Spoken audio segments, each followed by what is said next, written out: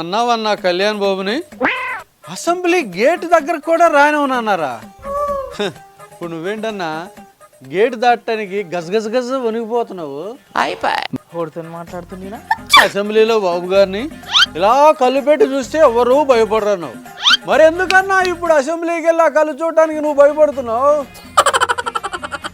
రఘురామకృష్ణరాజు గారిని పోలీస్ స్టేషన్లో పెట్టి కొట్టించి ఇప్పుడు డిప్యూటీ స్పీకర్ పదవస్తే నువ్వు ప్యాలెస్లో కూర్చొని టీవీలో చూస్తూ గోడకు తల కొట్టుకుంటున్నావన్నా నాకు తెలుసు. ఇప్పుడు ఆయన బతుకు నిజంగానే RRR, నీ బతుకు ORR. అక్కడ ఆయన లేడు, ఆయన ఫోటో లేదు, ఎవరితో మాట్లాడుతున్నావు అన్న?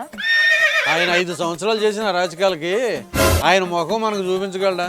మనం ఆయన ముఖం చూడగలమా? అందుకే ఆయన ముఖాన్ని తాకిన రాయిని చూస్తూ ఆయనతో మాట్లాడుతున్నా.